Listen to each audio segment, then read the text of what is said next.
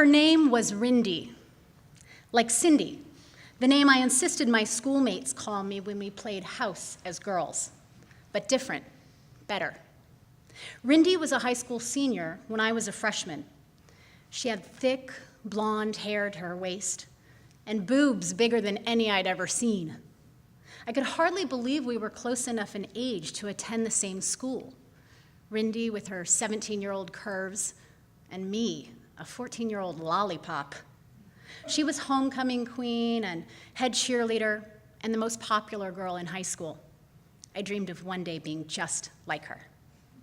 I'd always had these sorts of fantasies, I still do, of basking in the bright white spotlight of cool. When I was in the first grade, I idolized my 16-year-old neighbor, Rochelle, another cheerleader and the daughter of the winningest high school football coach in the history of our one-horse town. Every Saturday, I dragged my coloring books and crayons to our home's enormous front lawn, and while pretending to draw, snuck furtive glances at Michelle and her cheerleader friends practicing their routines. I memorized every move, every shout, every clap. And after Michelle's friends left, I made my 4-year-old brother practice these moves and shouts and claps with me. Recognizing a talent, or more likely an obsession, my mother enrolled me in a local cheerleader clinic. I was pretty good, but it didn't change the fact of my bowl haircut and the fact I was good at math, neither of which my cool quotient did any favors. By my own senior year of high school, I'd made girl next door my trademark. I was cute in a Sally Field flying nun kind of way, and I'd realized my dream of becoming a cheerleader, albeit the geeky one. But cool continued to elude me, which is why it was so baffling when Jeff Wright, the coolest, cutest, and meanest boy at Stillwell High School, nominated me for homecoming queen. It happened at the exceptionally well-attended senior class meeting that was held 2 weeks before the homecoming football game. Every girl harboring her own windy dream was there.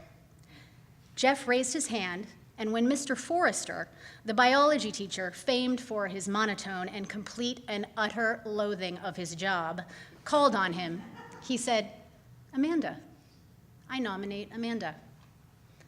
I gasped, shocked by both the nomination and the sound of my name skittering for the first time across Jeff's perfect lips. Mr. Forrester wrote my name on the chalkboard alongside a handful of others. Votes were cast anonymously by a show of hands. Students closed their eyes and pressed their foreheads into the pillow-shaped cushion that resulted from resting a single rounded forearm on their desks. When the voting was done, I raised my head and saw my name, the only name on the chalkboard. Me? I was the official senior class nominee for homecoming queen? Me? Me. Me!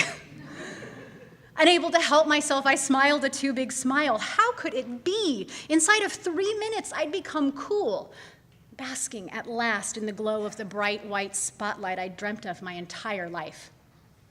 I never asked Jeff why he nominated me. At the time, as now, I was shocked that he even knew I existed. But I remain forever grateful. Whatever the reason, he put me as close to cool as I have ever been. And kids, no matter what your parents tell you about it not being important what other people think, they're lying. The bright white light of cool shines on everyone at least once or twice. Maybe not in high school, maybe not in college. In fact, you might have to wait until your wedding day or your book launch party or the night you roll into the class reunion with the hottest person in the room on your arm. But when you do, you'll know.